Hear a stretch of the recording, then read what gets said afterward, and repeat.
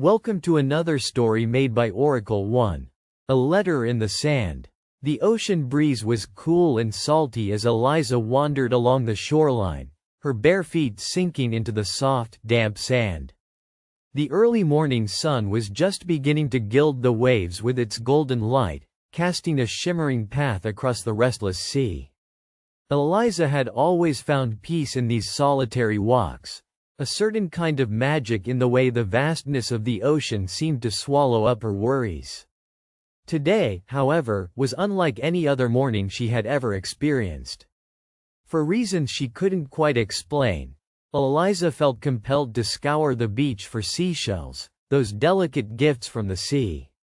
With a small weathered basket in hand, she knelt now and then to carefully pick up the smooth and spiraled treasures nestled between the pebbles and seaweed.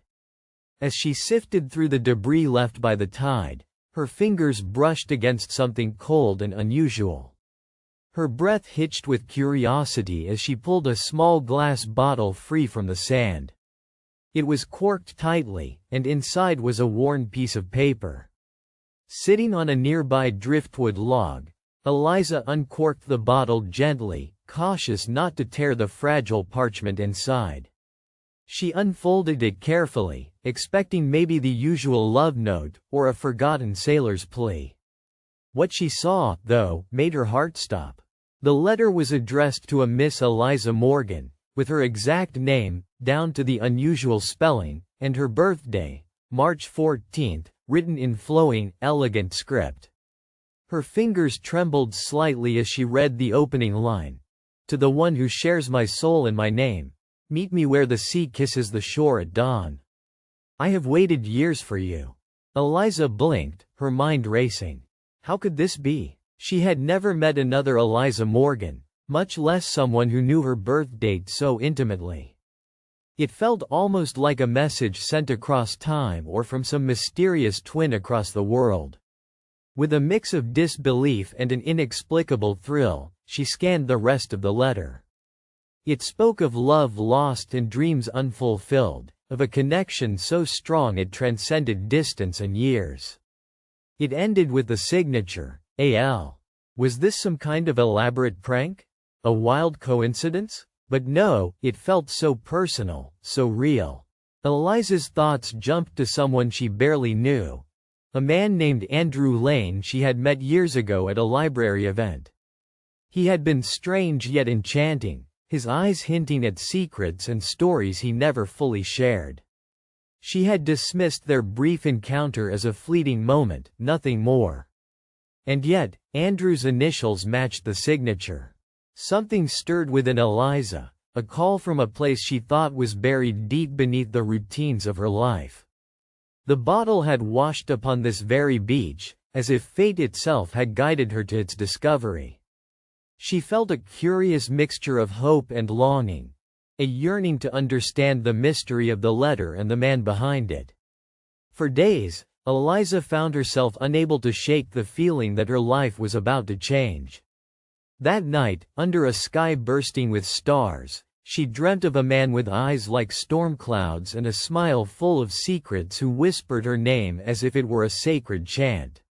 She awoke with the memory vivid and aching. The next morning, armed with the letter and a restless spirit, Eliza returned to the beach, hoping to find some clue that might lead her to Andrew. She wandered where the sand met the rocky cliffs, searching for signs, listening to the whisper of the waves as if they carried a message for her alone. Suddenly, near the tide pools, she spotted something glinting among the rocks, another bottle, this one half buried. Heart pounding, she reached for it and released its stopper. Inside was a note that read, "If you find this, Eliza, know that I am as close as the water's edge. Meet me at Blake's Cove at sunrise." Shivers ran down her spine. Andrew had left this message. It was not a fantasy. It was real. Blake's Cove was a hidden inlet she had visited before as a child, a place of serene beauty where the world felt untouched. It was secluded and quiet, a secret kept by the sea and the gulls. She decided to be there at dawn, even though she knew this could be a mistake.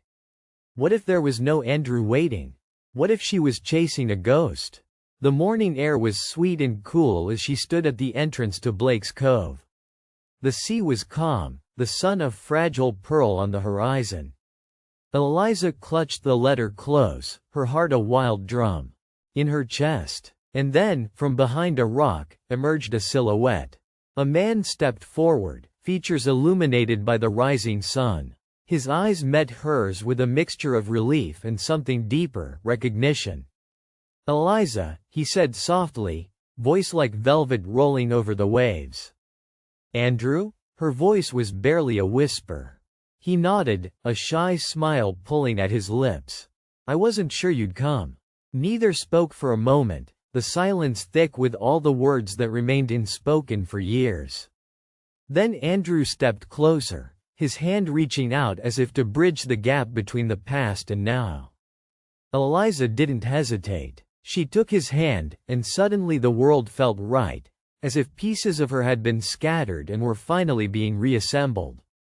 Andrew told her of the letter he had written years ago, cast into the sea in desperation after she had moved away. He had hoped it would find her, even if she didn't know it yet.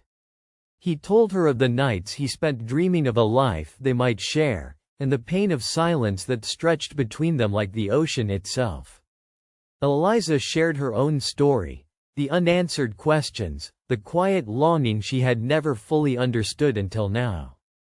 Together, they stepped toward the water's edge, letting the tide wash over their feet, symbolizing a washing away of uncertainty.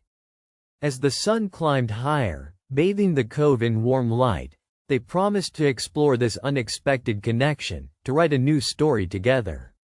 The bottle that had brought them back to each other was a testament to the magic that sometimes lingers in the spaces between fate and chance.